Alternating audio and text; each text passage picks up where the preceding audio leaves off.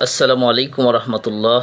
প্রিয় ভাই এবং বোনেরা, দেশ প্রবাস থেকে যারা আমাদেরকে দীর্ঘদিন ধারাবাহিক কোরআনুল কারীমের সংক্ষিপ্ত অনুবাদ এবং সরল অনুবাদ এবং সংক্ষিপ্ত তাফসিরের সাথে আপনারা যারা আছেন সকলকে প্রাণান্তকর শুভেচ্ছা এবং সকলকে ধন্যবাদ জ্ঞাপন করছি। আপনারা can you hear me properly? Please anyone response please. Can you hear me properly? আমরা আজকে ৩০তম পারা সূরা আন-নাবা থেকে ইনশাআল্লাহ ১০টি আয়াতে কারিমা নিয়ে সংক্ষিপ্ত অনুবাদ এবং সংক্ষিপ্ত তাফসীর আপনাদের সামনে ইনশাআল্লাহ বিইজনিল্লাহ উপস্থাপন করব। জি, কালামুল্লাহ মাজিদের ৩০ নম্বর পারায় যে সূরাটি অবস্থিত এটা হচ্ছে সূরা আন-নাবা। এই সূরাতে মোট ৪০টি আয়াত এবং রুকু সংখ্যা ২। এই সূরা আল্লাহ তাআলা বিশ্বনবী সাল্লাল্লাহু আলাইহি ওয়াসাল্লামের কাছে মক্কায় নাজিলকৃত যে কয়েকটি সূরা রয়েছে সমসাময়িক একটি সূরা, সূরা আন-নাবা। নাবা শব্দের আবিধানিক অর্থ হচ্ছে সংবাদ। আর যখন এই নাবা শব্দের শুরুতে আল্লাহ তাআলা আলিফ লাম যুক্ত করেছেন, আন-নাবা means the great news, the greatest news about the resurrection day, about the final day, about the day of judgment. তো বেসিক্যালি এই সূরাতে আল্লাহ তাআলা আমাদেরকে রিমাইন্ডার দিয়েছেন কিয়ামতের দিবস সম্পর্কে। কিয়ামত কখন হবে এই সম্পর্কে যখন মক্কার কাফির মুশরিক মুনাফিক বেঈমানরা আল্লাহ রাসূল সাল্লাল্লাহু আলাইহি ওয়াসাল্লামকে প্রশ্ন করলো এবং তারা নিজেরাও একে অপরে এই কিয়ামত দিবস, in the day of judgement, final জীবনের শেষ যে একটা চূড়ান্ত হিসেব এবং নিকাশের দিন সেটা কখন হবে এই বিষয়ে তারা নিজেরাও মতপার্থক্য করতেছে। এবং রাসূলুল্লাহ সাল্লাল্লাহু আলাইহি ওয়াসাল্লামের কাছে যখন তারা প্রশ্ন করলো, জানতে চাইলো, তখন আল্লাহ তাআলা মহা সংবাদ দিয়ে সূরাতুন নাবা বিশ্বনবী সাল্লাল্লাহু আলাইহি ওয়াসাল্লামের উপর মক্কার জমিনে অবতীর্ণ করেছেন। তো আসুন প্রিয় ভাই এবং বোনেরা, দেশ প্রবাস থেকে আমাদেরকে যারাই দেখছেন, কোরআন প্রচার এবং প্রসারের স্বার্থে আপনারা সবাই ভিডিওটি শেয়ার করে দিবেন। আমরা ৩০ কালামুল্লাহ মাজিদের ৩০ নম্বর পারা থেকে ধারাবাহিকভাবে সূরা আন-নাবা, সূরা আন-নাজিয়াত, সূরা আবাসা এভাবে করে সূরা নাস পর্যন্ত ইনশাআল্লাহ বিইজনিল্লাহ আল্লাহ তাআলার মেহেরবানিতে আমরা আপনাদের সামনে সংক্ষিপ্ত কিছু তাফসীর এবং সরল অনুবাদ উপস্থাপন করার চেষ্টা করব। The Quran is the greatest reminder for all believers men. Quran হচ্ছে একটা reminder in the day of judgement, কিয়ামতের দিন। দিস সূরা is indicates in the day of judgement, চূড়ান্ত দিন, কিয়ামতের দিন এই সূরাটাতে ইন্ডিকেট করা হয়েছে। তো আসুন আমরা আজকে ১ থেকে ১০ নম্বর আয়াতে কারিমাতে আল্লাহ তাআলা কি বলছেন একটু আমরা জানার চেষ্টা করব ইনশাআল্লাহ। عما يتساءلون عن النبأ العظيم الذي هم فيه مختلفون। عما يتساءلون عما يتساءلون তারা একে অপরকে কোন বিষয়ে জিজ্ঞাসাবাদ করছে। সাধারণ সালা মানে জিজ্ঞাসা করা, ইয়াতাসাআলুন তারা একে অপরকে জিজ্ঞাসাবাদ করতেছে। কি সম্পর্কে জিজ্ঞাসাবাদ করতেছে?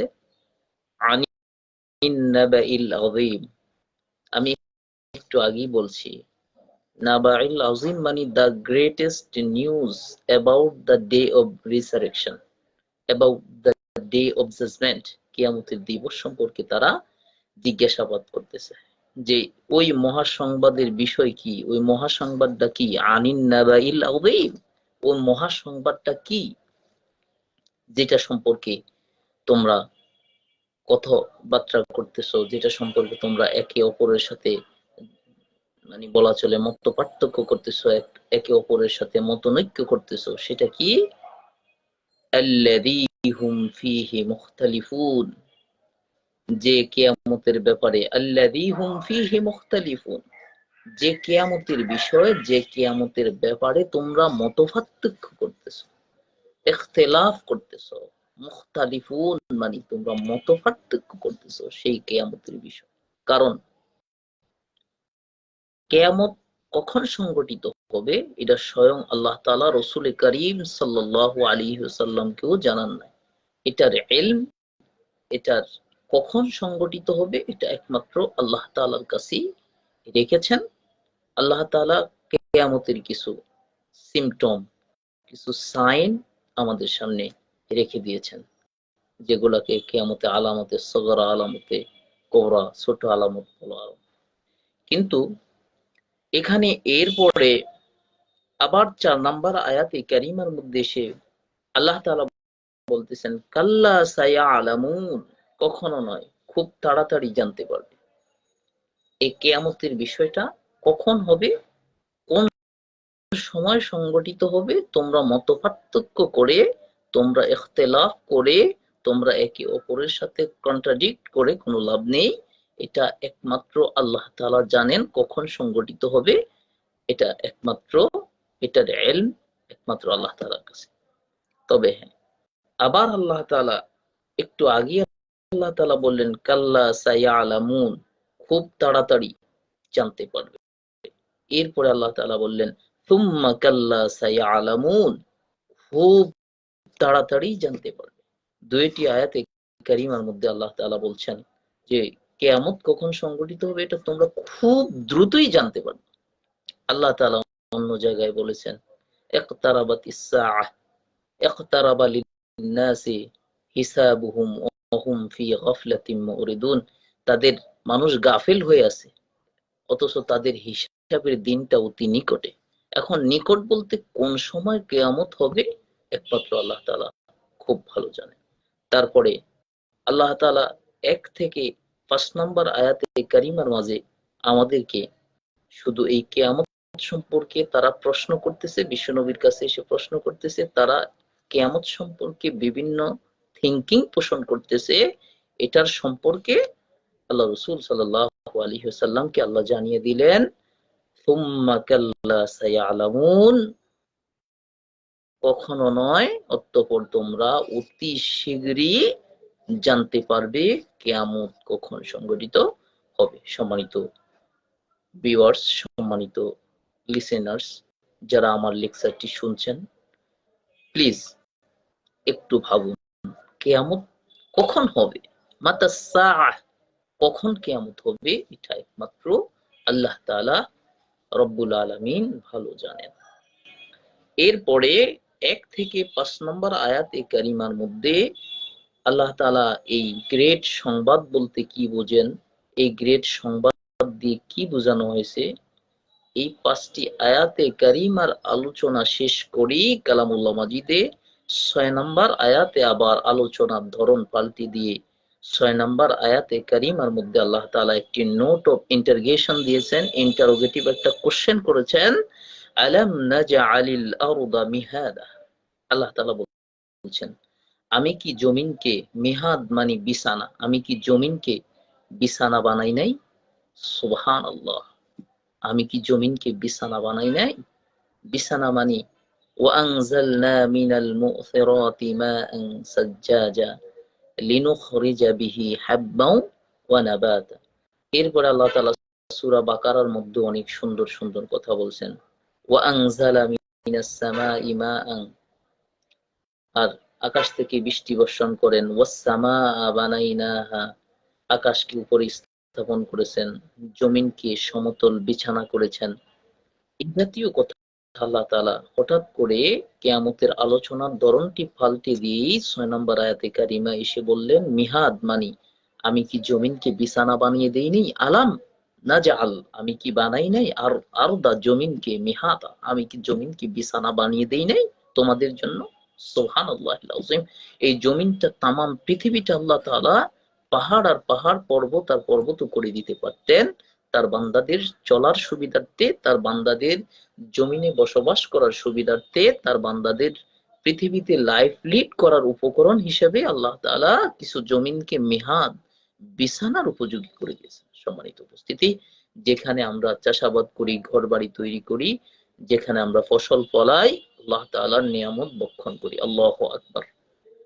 এরপরে আল্লাহ তাআলা ৭ নম্বর আয়াতে কারিমা বললেন, ওয়াল জিবালা আওতাদা, ওয়াল জিবাল, ওয়া এবং জিবাল পাহাড়, ওয়াল জিবালা আওতাদা, আর আমি পাহাড়গুলোকে পেরেক বানিয়ে দিয়েছি। পেরেক, আমরা একটি কাঠকে আরেকটি কাঠের সাথে যদি সংযুক্ত করতে চাই, একটি বস্তুকে যদি আরেকটি বস্তুর সাথে সংযুক্ত করতে চাই, তাহলে দুইটাকে পেরেকের মাধ্যমে আমরা হাতুল পিটা করে এটাকে কি করি, সংযুক্ত করে দেই, যেহেতু এটা নড়ে না যায়, যেহেতু এটা ছিঁড়ে পড়ে না যায়, যেহেতু এটা হেলে দুলে না যায়। এই জন্য আল্লাহ তাআলা বললেন, এই যে জমিন, এই ভূপৃষ্ঠের জমিনটা তো সাতবক জমিন এবং সপ্তবক আসমান। জমিনের কিন্তু স্তর রয়েছে, তবাকান মানে স্তর, তবকা রয়েছে। তো এই জমিনটাকে আল্লাহ তাআলা পাহাড় দিয়ে পেরেক হিসেবে আমাদেরকে দিয়ে রেখেছেন। জমিন যেন আমরা চলাফেরা, চাষাবাদ, জমিনের উপর ভ্রমণ, জমিনে যত রকমের any kinds of activity you have do it, তুমি যে করো, তুমি যে কোনো ধরনের অ্যাক্টিভিটি জমিনের উপর করো, জমিন কিন্তু হঠাৎ করে অনলি আর্থকোয়েক, ভূমিকম্প ছাড়া জমিন কিন্তু নড়াচড়া করে না। তো আল্লাহ তাআলা বুঝালেন যে আমি পাহাড়গুলো দিয়ে জমিনকে পেরেক মেরে দিয়েছি। এখন সম্মানিত উপস্থিতি, সম্মানিত ভাই এবং বোনের, একটা জিনিস বোঝার বিষয়, পেরেক যখন আমরা কোনো একটা কাঠে ঢুকাই, কোনো একটা বস্তুতে ঢুকাই, তখন কিন্তু সম্পূর্ণ পেরেকটা ভিতরে ঢুকানোর পর সামান্য উপরে একটু পেরেকের মাথা দেখা যায়। তাহলে মনে করেন পেরেকটা যদি ১০ ভাগ হয়, শুধু অনলি ১ ভাগ উপরে একটু সামান্য দেখা যায়, বাকি ৯ ভাগই কিন্তু কাঠের ভিতরে ঢুকে যায়। সুতরাং যে পাহাড়গুলো আমরা দেখি, মাউন্ট এভারেস্ট সহ যত বড় বড় পাহাড়গুলো আমরা দেখি, সকল পাহাড়গুলা উপরে যতটুকু দেখা যায় তার চাইতে ৮-৯ গুণ ভূপৃষ্ঠের ভিতরে আল্লাহ তাআলা পেরেক হিসাবে প্রথিত করে দিয়েছেন, গেঁথে দিয়েছেন, পেরেকের মতো মেরে দিয়েছেন, যাতে জমিন প্রকম্পিত না হতে পারে। সুবহানাল্লাহ। এরপরে আল্লাহ তাআলা আবার অন্য একটি আমাদের নেয়ামতের কথা আমাদেরকে স্মরণ করে দিয়েছেন ৮ নম্বর আয়াতে কারিমা এসে, ওয়া খলাকনাকুম আজওয়াজা, ওয়া মানে এবং, খলাকনাকুম আমি সৃষ্টি করেছি তোমাদের, খলাকনাকুম তোমাদের সৃষ্টি করেছি, আজওয়াজান জোড়ায় জোড়ায়, আর আমি তোমাদেরকে জোড়ায় জোড়ায় সৃষ্টি করেছি। এখানে জোড়ায় জোড়ায় সৃষ্টি বলতে নারী এবং পুরুষের কথা আল্লাহ তাআলা আমাদেরকে ইন্ডিকেট করেছেন, আমাদেরকে রিমাইন্ড করেছেন। My dear brother and sister, please একটু মনোযোগ দিয়ে, আল্লাহর দেওয়া ব্রেইন দিয়ে একটু ভাবুন। You can imagine my dear brother and sister, please.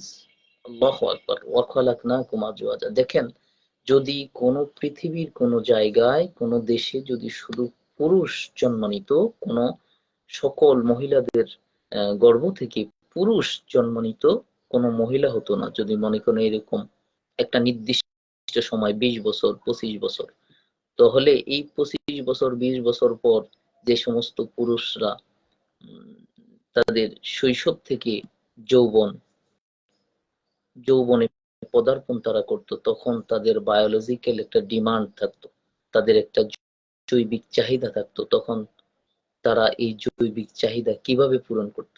আবার কোন এলাকায় যদি শুধু মহিলাদের গর্ভ থেকে শুধু মনে করেন ২০ বছর, ২৫ বছর পর্যন্ত শুধু মেয়েই জন্ম নিচ্ছে, ওই এলাকায় মহিলাদের সংখ্যা বেড়ে যেত, কোনো পুরুষ পাওয়া যেত না। তখন মহিলাদের যে বায়োলজিক্যাল ডিমান্ড, যে জৈবিক চাহিদা, তখন তারা কিভাবে পূরণ করত? এটাও আল্লাহ তাআলার one kinds of mercy for all human being.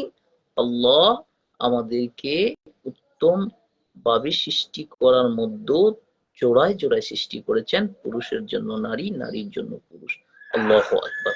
সুতরাং এটাও আল্লাহ তাআলার বড় একটা করুণা যে আমাদের মানুষের মধ্য থেকে আমাদের পুরুষদের জন্য যেরকম নারীর প্রয়োজন, নারীর জন্য পুরুষদের প্রয়োজন, এটা আল্লাহ তাআলা সৃষ্টি করেছেন। এবং ৯ নাম্বার আয়াতে কারিমায় এসে আল্লাহ তাআলা বললেন, ওয়াজআলনা নাওমাকুম সুবাতা, আর আমি তোমাদেরকে তোমাদের ঘুমকে ক্লান্তি দূর করার জন্য সৃষ্টি করেছি। ঘুমকে সৃষ্টি করেছি তোমাদের ক্লান্তি দূর করার জন্য, সুবাতা, তোমাদের ক্লান্তি দূর করার জন্য। সম্মানিত উপস্থিতি, আমার ২০২০ সালে দীর্ঘ অনেক দিন যে কোনো সমস্যার কারণে ঘুম হয় নাই, তখন আমি ঘুম যে আল্লাহ তাআলার পক্ষ থেকে কত বড় নিয়ামত, আল্লাহ তাআলার পক্ষ থেকে কত বড় যে একটি অজর রহমত, এটা তখন আমি হাড়ে হাড়ে টের পেয়েছি। এখনো মাঝে মধ্যে অনেক রাত যখন একটু গবেষণা করে স্টাডি করে ঘুমাই, তখনও ঘুম হয় না। ফজরের নামাজ পড়ে আবার ঘুমানোর চেষ্টা করি। My dear brother and sister, একটু ভাবুন যে আল্লাহ তাআলা বলছেন ওয়াজআলনা নাওমাকুম সুবাতা, আর আমি ঘুমকে আমি আল্লাহ সৃষ্টি করেছি। আমি ইচ্ছে করলে দুনিয়ার সবচাইতে ক্ষমতাবান লোককেও ঘুম দিতে, আমি যদি না চাই ঘুমাতে পারবে না। আমি চাইলে সে ঘুমাতে পারবে। আমরা যত বড় ক্লান্ত শ্রান্তই থাকি সারাদিন পরিশ্রম করার পর, যখন রাতে ঘুমাই, ঘুমের পর আমাদের শরীরটা, আমাদের বডি, মন আমাদের এনার্জেটিক হয়ে যায়। When we deep sleep, we are very energetic for next work. আমরা গভীর ঘুম যাওয়ার পর আমাদের এনার্জেটিক আমরা হয়ে যাই পরবর্তী কর্ম সম্পাদনের জন্য। এরপরে তাহলে ঘুমটাও আল্লাহর পক্ষ থেকে একটি নিয়ামত। এরপরে আল্লাহ তাআলা ১০ নম্বর আয়াতে কারিমার মধ্যে এসে বলেছেন ওয়াজআলনাল লাইলা লিবাসা, আর আমি রাতকে আবরণময়, রাতকে সৃষ্টি করেছি অন্ধকারাচ্ছন্নময় করে। পুরা পৃথিবীতে ২৪ ঘন্টার ভিতরে ১২ ঘন্টা রাত এবং ১২ ঘন্টা দিন। কিন্তু দিনের পরিধিটা যদি শুধু ২৪ ঘন্টা দিনই থাকতো, তাহলে আমরা রেস্ট নিতাম কোন সময়? আবার যদি শুধু ২৪ ঘন্টা রাতই থাকতো, তাহলে ঘুমাতেই থাকতাম। কর্মক্ষেত্রে যেতাম কখন? মাঠে ঘাটে ফসল ফলাতাম কখন? আর আমাদের রুজি রুটির ব্যবস্থাই বা হইতো কিভাবে? এই জন্য আল্লাহ তাআলা আমাদেরকে দয়া করে, মায়া করে, ভালোবেসে তিনি আমাদেরকে সারাদিন ক্লান্ত পরিশ্রান্ত থাকার পর রাতটাকে ওয়াজআলনাল লাইলা লিবাসা, আর রাতকে তিনি আমাদের জন্য একটি আবরণ করে তৈরি করেছেন, রাতকে একটি আচ্ছাদিত ব্যবস্থায় তৈরি করেছেন। সারা দিন ক্লান্ত থাকার পর রাতটাকে যখন অন্ধকারে ছেয়ে যাবে, পুরা পৃথিবীতে একটি পোশাক যেমন পরলে গাটা ঢেকে যায়, ঠিক লেবাস শব্দটাই এখানে ব্যবহার করেছেন। পোশাকের মতো তামাম পৃথিবীকে একটি অন্ধকারাচ্ছন্ন পরিবেশ সৃষ্টি হয়ে যায়। পৃথিবীর মানুষগুলো ঘোর অমানিসায় চলে যায়, গভীর রজনীতে ঘুমিয়ে পড়ে, কোনো শব্দ থাকে না। এজন্য ঘুমটাও আল্লাহ তাআলার পক্ষ থেকে একটা নেয়ামত, আর সারা দিনের ক্লান্তি দূর করার জন্য রাতটাও আল্লাহর পক্ষ থেকে সৃষ্টি। সম্মানিত উপস্থিতি, তাহলে আমরা কি নিজেকে নিজেরা নিয়ে বড়াই এবং অহংকার করতেছি? আমরা কি নিয়ে তাকাব্বুরিটা করতেছি? দিন শেষে আল্লাহু আকবার, আমাদের তাকাব্বুরি এবং অহংকার করার কিছুই নেই। সম্মানিত উপস্থিতি, আজকে আমরা ১ থেকে ১০ নম্বর আয়াতে কারিমার সংক্ষিপ্ত কিছু সরল অনুবাদ এবং সংক্ষিপ্ত কিছু কথা আমরা সহজ সরল সাবলীল ভাষায় সবার জন্য উপস্থাপনা করার চেষ্টা করলাম। ১ থেকে ৫ নম্বর আয়াতে কারিমার মধ্যে আল্লাহ তাআলা কিয়ামত নিয়ে যে আমরা পারস্পরিক মক্কার মুশরিকরা কথাবার্তা বলেছে, রাসূল সাল্লাল্লাহু আলাইহি সাল্লামকে প্রশ্ন করেছে, সেই কথার প্রতি উত্তরে আল্লাহ তাআলা কিয়ামত কখন সংঘটিত হবে এটা একমাত্র আল্লাহ তাআলা জানেন। এবং ৬ থেকে ১০ নম্বর আয়াতে কারিমার মধ্যে আল্লাহ তাআলা জমিনকে বিছানা করেছেন এবং পাহাড়কে তিনি পেরেক স্বরূপ দিয়েছেন এবং নারী এবং পুরুষ জোড়ায় জোড়ায় সৃষ্টি করেছেন এবং ঘুমকে আমাদের জন্য ক্লান্তি দূরকারী হিসেবে তৈরি করেছেন, সৃষ্টি করেছেন এবং রাতকে পোশাক স্বরূপ, মানে রাতকে ক্লান্তি দূর করার, রাতকে আবরণময় করে সৃষ্টি করেছেন, যাতে আমরা রাতে ঘুমিয়ে ক্লান্তি দূর করতে পারি। তো আজকে এই আলোচনা আমাদের পরবর্তীতে ১১ থেকে ২০ নম্বর আয়াতে কারিমা আমরা পরবর্তী যে কোনো একদিন আলোচনা করব ইনশাআল্লাহ বিইজনিল্লাহ। কোরআনের প্রচার এবং প্রসারের জন্য আমার সম্মানিত ইয়াং জেনারেশন, আমার সম্মানিত ইয়াং ভাই এবং বোনেরা যারা রয়েছেন, কোরআনুল কারীমকে বুকে আঁকড়িয়ে ধরুন, কোরআনুল কারীম নিয়ে বাঁচুন। কোরআনুল কারীম হচ্ছে আমাদের পরবর্তী জীবনের পাথেয়। আল্লাহ তাআলা আমাদের সবাইকে কোরআন বুকে নিয়ে কোরআনের সাথে লেগে থেকে কোরআনকে আষ্টে পৃষ্ঠে আঁকড়ে ধরে আমরা যেন আমাদের এই দুনিয়ার জীবনকে অতিবাহিত করতে পারি। আল্লাহ তাআলা আমাদের সবাইকে সেই তৌফিক দান করুক।